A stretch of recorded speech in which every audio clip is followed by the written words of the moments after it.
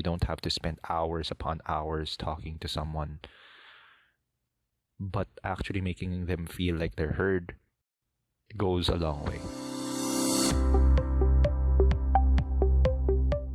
Right now, it's actually yung pinaka-topic na for a long time.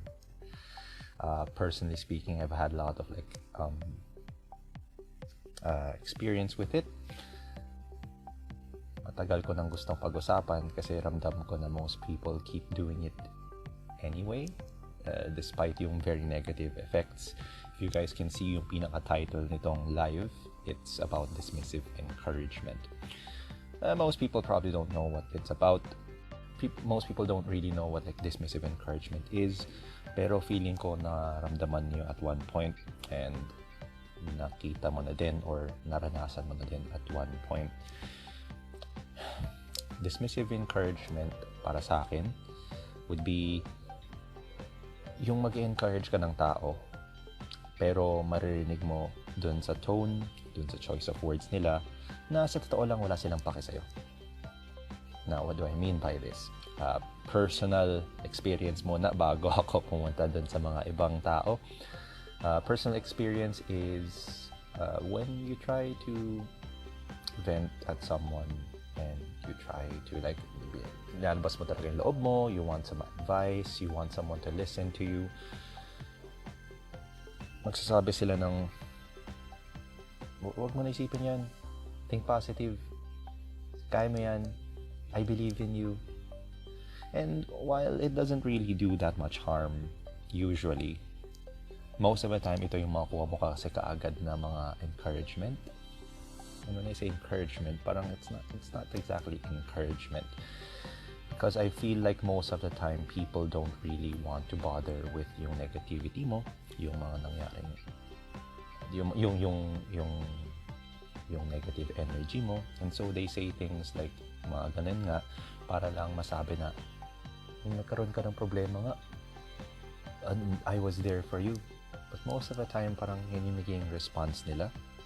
Let our response be, think positive. Yung mga viewers from yung previous lives ko, siguro narinig niyo yung binabash ko somehow, konti lang, na binabash ko yung mga ganun nga na parang think positive, like, wow, di sana, ako nga genius, no? Bakit di ko naisip yun But, I think it has to do with yung intentions nga naman. And madalas makikita mo naman sa mga messages Makikita mo naman na kung gusto talaga kapakinggan ng mga tao or concerned talaga sila sa'yo, they'd ask you questions. If you want to share it further, please do tell me more, mga ganyan. You can feel it in how they type. You can feel it in how they respond. Personally speaking, siguro nung batang-bata pa ako, I've definitely felt I've done that kind of thing before. And I've said things like, parang hindi, kaya mo yan, hang in there, ganyan. Because I guess sometimes there are some situations where yung kaya lang naman talaga gawin ng tao would be,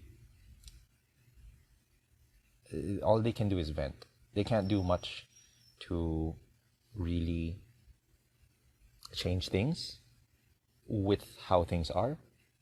Pero yung ginagawa lang, wala kang masyadong magagawa Parang masasabi mo lang is, I am here for you. And madalas makita mo naman yung difference dun sa mga tao na I'm really here for you and yung mga nagsasabi lang dun para hindi ka na manggulo sa kanila. So, yeah, personally speaking, I've done it before, pero I really meant na I am there for the person. And most of the time nga naman, kung may gagawin sila, na mag-event sila sa akin, I'm really going to be not exactly encouraging, pero trying to have them vent, trying to listen, and trying to have them air out yung views nila, yung opinions nila, yung gusto nilang gawin sana. Because sometimes maybe you really can't do much else other than that nga naman. I know, diba? Pero yan nga, other people have the tendency to just say these kinds of things na parang, di, think positive lang, kaya mo yan, I believe in you. para lang hindi ka na manggulo sa kanila. And that's what really annoys me sometimes about this topic. Or rather, about yung tinatawag ko ang dismissive encouragement. Somehow toxic positive encouragement. Siguro isa pang topic yung toxic positivity nga, di ba? Yeah.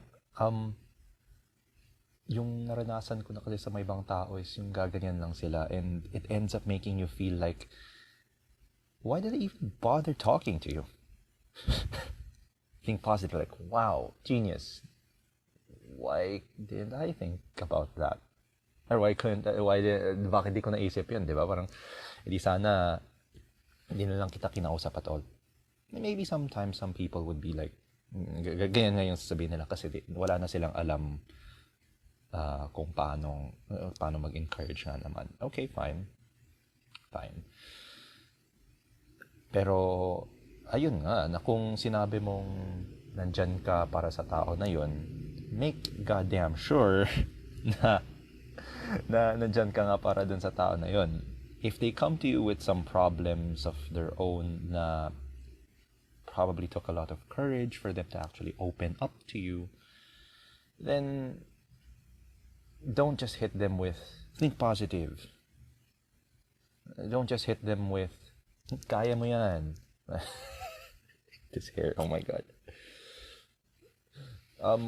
Try your best to like really make them feel na engaged ka, gusto mo talaga sila kausapin. Because if you're not gonna do that, then just don't even respond na talaga, or sabihin mo na lang na I'm not really available right now to talk about it, pero sige, pag-usapan natin yan later on. Mas ma-appreciate ko yun, personally speaking, na sabihin mo na lang na let's do it some other time, or talk about it some other time. Kaysa naman mahalata naman ng tao na you're just not that into the conversation. People are sharper than they look, and the moment they feel like they're bothering you, they're not gonna come back to you anymore.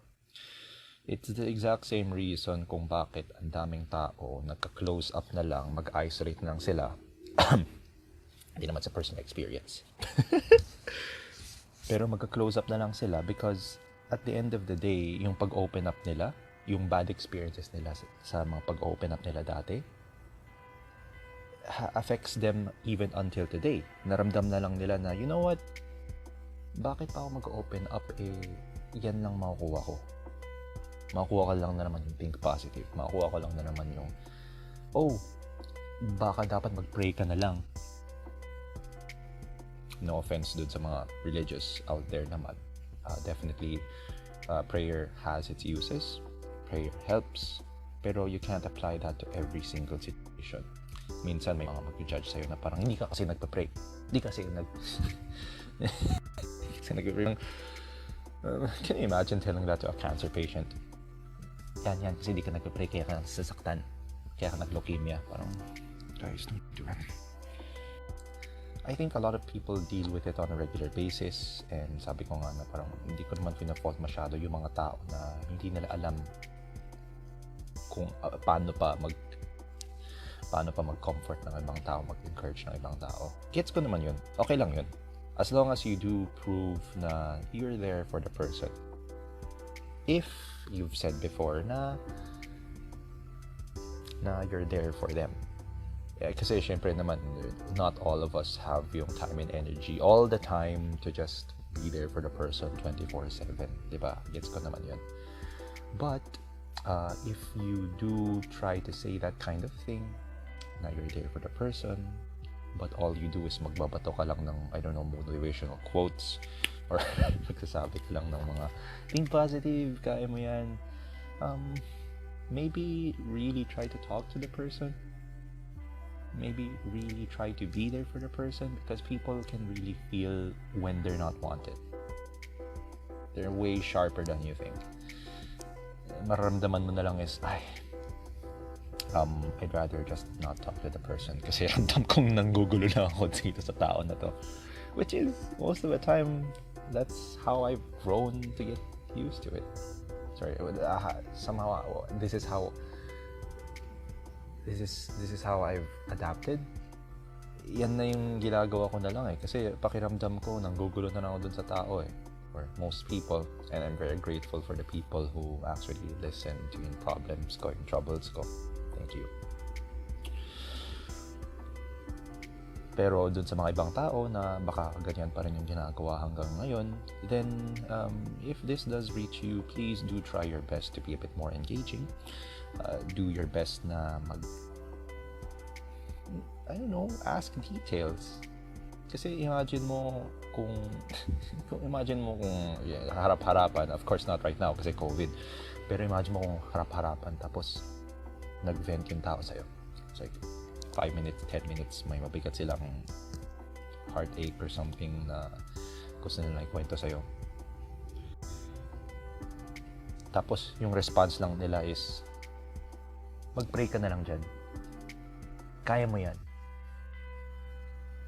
How are you supposed to continue the conversation? Sobrang dumb. I mean, we need to stop having this kind of attitude towards problems na you're supposed to just think positive. You're supposed to grunt and bear it.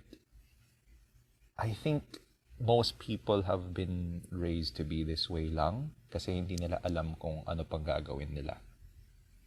People might be bad at comforting simply because they don't know, or encouraging simply because they don't know how else to comfort or encourage another person. And I think yung kulang na lang dito yung willingness na lang talaga to take the time to sit down and talk to the person, ask them questions about what's going on, what's up, and actually asking how they're doing. Ayun nga, I think actually being there for the person is going to be good. We can't always be that way, syempre sa kahit sino naman nagpe-PM sa atin, we get that. Pero kung ganyan, be transparent naman. Kasi mas off yung feeling na sasabihin nila sa'yo na I'm always here for you, I'm always listening sa'yo, ganun. Pero kung piniem mo naman, sasabihin lang nila is I'm sorry to hear that. Tapos hindi na sila mag-PM at all. Hindi sana hindi ko na nagsalita, di ba?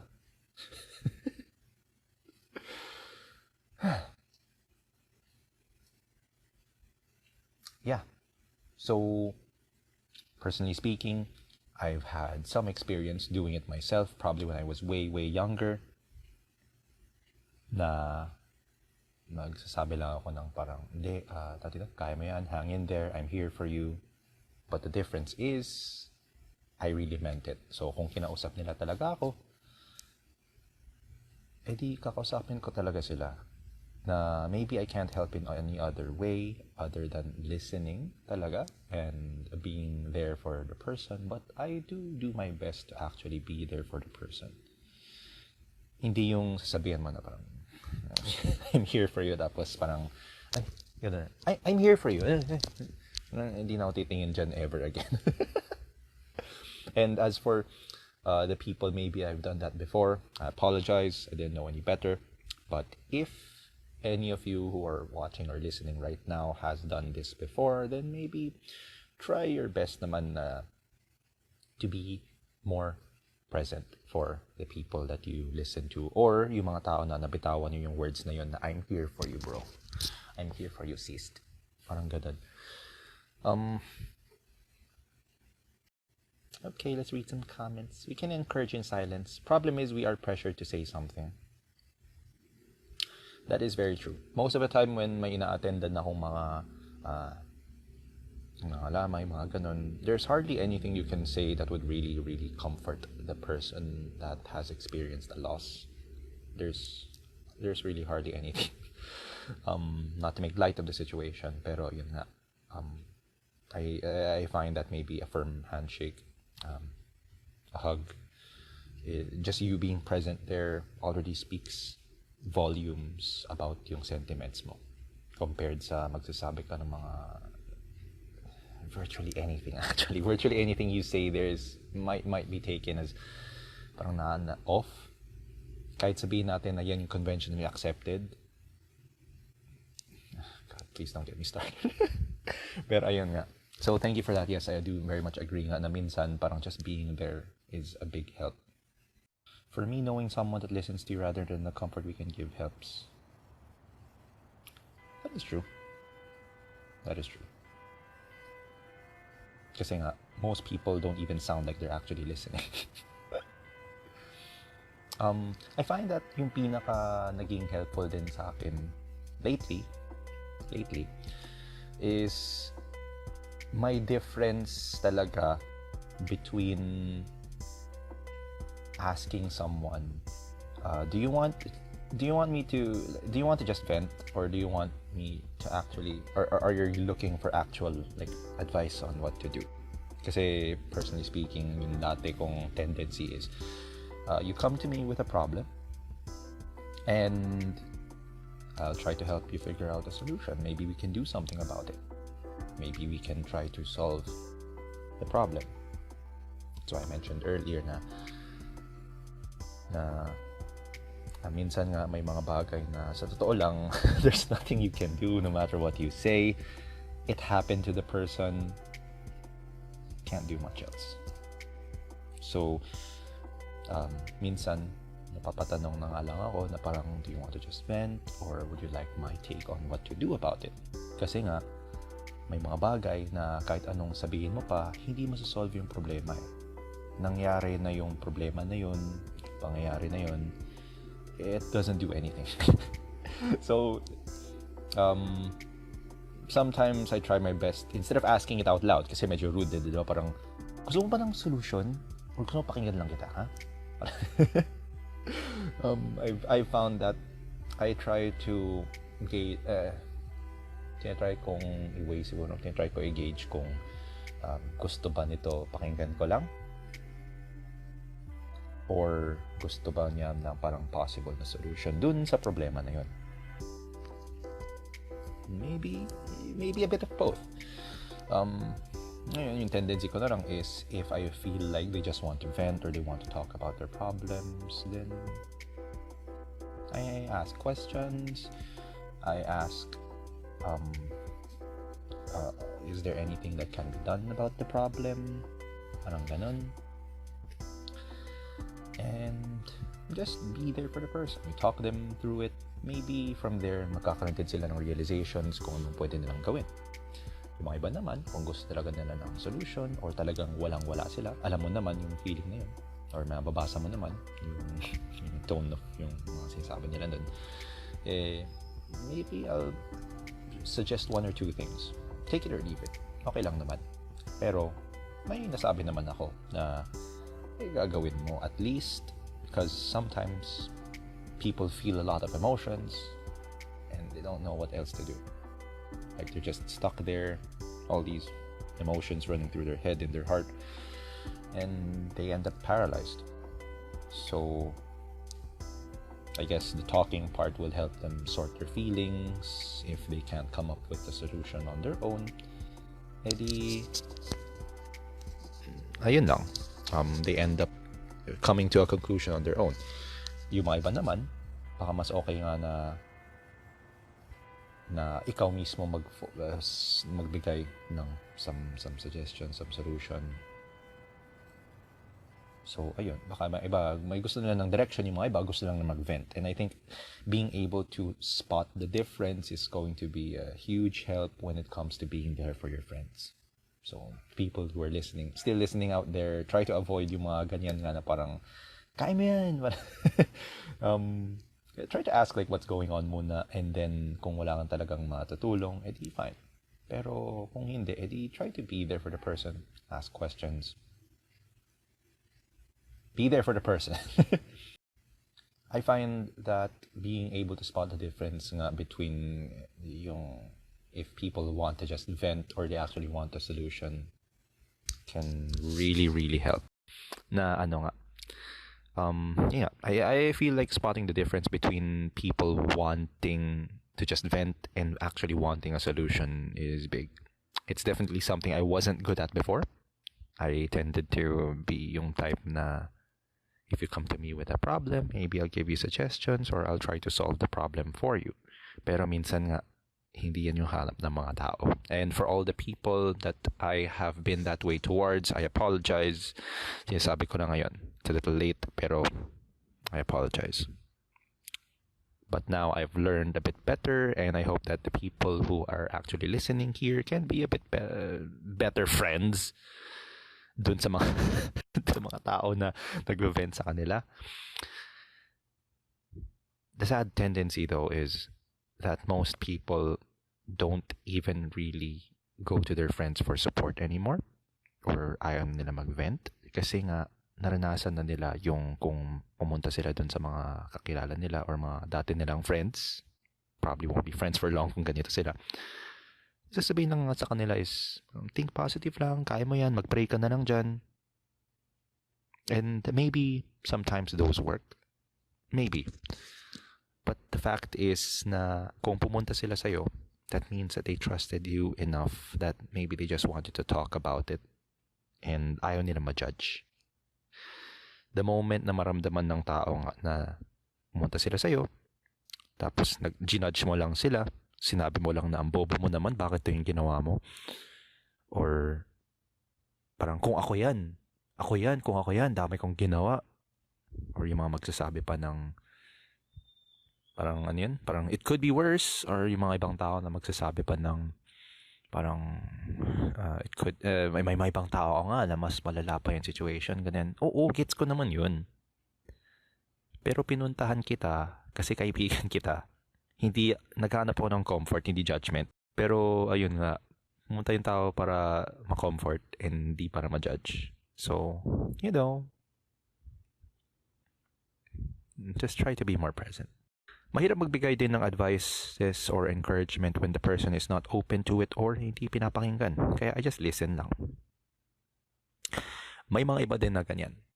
Which is why, na-mention ko din kanina nga na it pays to try to spot the difference between the two nga. Na gusto ba ninyo mag-vent lang or gusto ba niyo talaga ng solution? Yung mahirap is kung naghanap sila ng solution, tapos ang dami nilang angal. Na, hindi pero kasi ganito kasi ganyan, kasi ganito, ganyan. People only listen when they're truly ready. Kaya, mas okay nga talaga na you can spot the difference between them looking for an actual solution or ba gusto lang nila ng, I don't know, kung kakuntsaba. Personally speaking, never, or mahirap para sa akin yung maging completely neutral. Tatry kong sabihan talaga yung tao na parang, pre, kaibigan kita. Pero, wag ka gago. Or, sasabihin ko lang nga na parang, look, pre, sist. Magkaibigan tayo. Pero, malaki ka na. Wag ka kupal. Because at the end of the day, yun nga consequences ng actions mo talaga yan eh.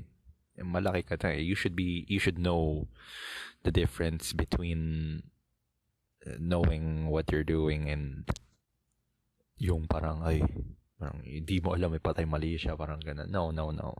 By this time, you have to be accountable na. It doesn't really matter kung ano yung mga naging intentions mo nun. If it actually upset someone or you hurt someone, then please be more self-aware. Yun lang naman. So yeah, I think tama nga lang naman yung you try to listen na lang. As long as talagang nagli-listen ka naman, yung engaged ka, hindi naman yung sobrang, oh my God, tell me more, mga ganun. Wag naman yung ganyan. But it's more of yung you're really trying to listen. You're really trying to ask questions. You make them feel na interested ka. Marami din kasi sa mga na-experience ko before na kaibigan. Kaya hindi na kami kaibigan masyado. Puro ano lang kung ano-ano lang sinasabi na parang, ganun ba? Haha. I see. Mas may sense pa kausap yung pusa ko. Parang, ano ba, Fat King? Dami kong problema. Tapos siya, Oh, salamat pre. Mas gets ko pa yung just be, at least my cat is there. At least my cat listened. At least my cat actually looked at me. Most of the time when I ask, or when I used to ask people for advice or try to vent at them, yung response lang nila, yun nga, yung parang, yung halatang hindi na parang, ganun ba, I see, sige, kaya mo yun, good luck lang. Tapos kung may nangyari sa'yo, I was always there for the person. I was, parang lagi naman ako dyan, he was a good person. Fuck you! You weren't there. You were never there. Dami mong sinasabi na parang masabi lang na I was there. And that's the exact reason why I call it dismissive encouragement. Kasi nga, encouragement siya. Pero parang tinataboy mo na din eh. Dismissive eh. Kahit ano pang sabihin nyo, kahit anong rationalization niyo na, I don't know better. Then be better friends. I mean, if you really wanted to be good friends with someone, or if you really are friends with someone, hindi mo ginagawang sa parang fair weather friend shit lang eh. Hindi yung parang kung masaya-masaya lang lahat tsaka kayo buddy-buddy ganun, pero other than that ini-ignore niyo, sinisin lang niyo. Parang gets ko naman kung busy kayo, pero it doesn't take much for someone to actually just say na parang you wanna talk about it? Just those words alone eh, ibang-iba na yung feeling eh. Just those words alone, ibang-iba na yung feeling. Do you want to talk about it? It doesn't have to be overly complicated. You don't have to spend hours upon hours talking to someone, but actually making them feel like they're heard goes a long way. I can't stress it enough. But to wrap it up nga naman, yung personally speaking, I've done dismissive encouragement before simply because I didn't know any better. I didn't know yung mga masasamang mga words na nabibitawan ko dati. Pero tinatry ko naman talaga na nandyan ako para dun sa tao na yun. Kasi nga, tinatry ko talaga pakinggan. Maybe I've had tendencies to be more solutions-oriented kasi masyadong logical or something. Pero kasi gusto naman maging happy ka. Gusto ko maging happy ka. Na maayos naman yung problema. But there are some problems nga naman na hindi talaga naayos with just advice. It's up to the person who has the problem to actually do something about it. And I learned that much later on. So, for yung advice naman sa inyo na when you're dealing with some of yung ibang friends ninyo, the best way to go about it na hindi nagkakaroon ng dismissive encouragement or hindi nangyayari na ma-avoid ninyo is to actually be there for the person. And sabi ko nga, it's not the type of being there for the person na kung masaya-masaya lang lahat. Dapat in the rougher times then. And the easiest way to do it is to just ask nga naman if you want to talk about it. Because most of the time people feel like if they try to talk to someone about it, sasabihin lang sila na tanga sila. Ay, bobo ka. You should have done this. You should have done that. If I were you, I wouldn't have done this or that. Kasi dapat yung ginawa mo eh. And finally, yung masasabi ko din is try to spot the difference between yung naghanap nga sila ng mag-vent. Do you want to just vent or do you want an actual solution to things? Minsan baka hindi mo matatanong yan ng direct, pero usually it's pretty easy to spot the difference.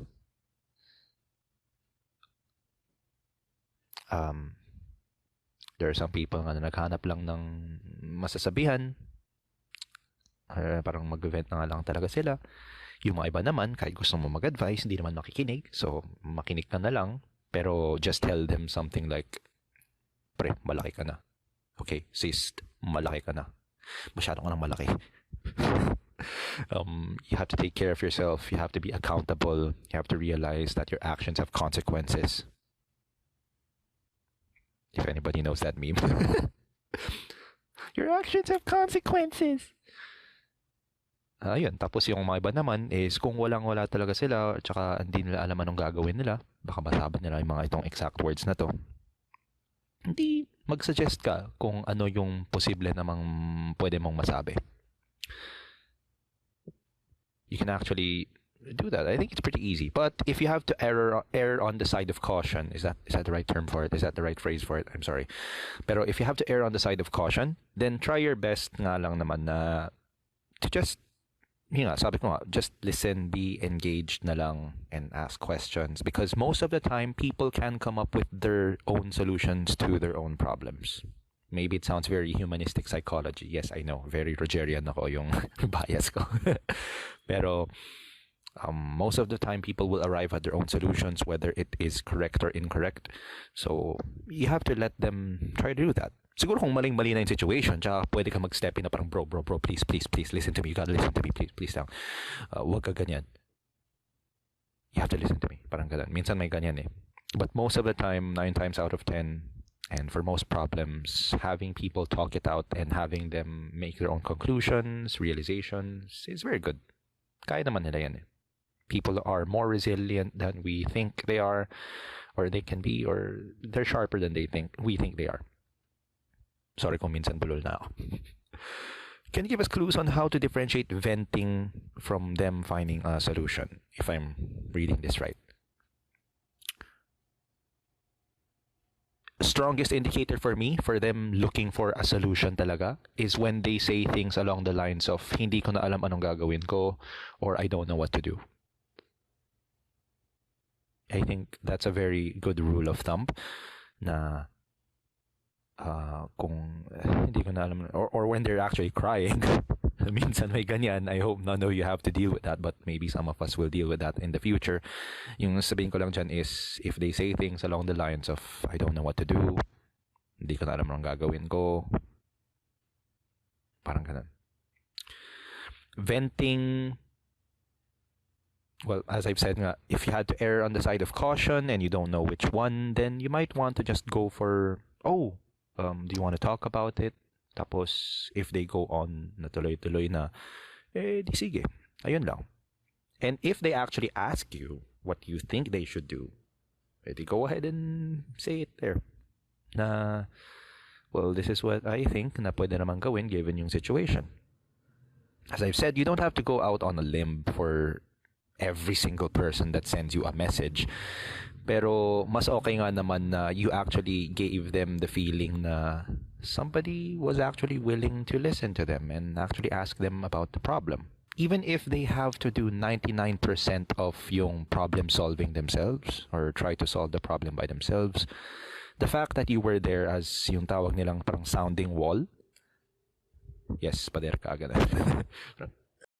The fact that you were there for them to throw these thoughts or type these thoughts down and they can come up with the solution themselves already does, like, it already is a big help para sa kanila. And for most everyone.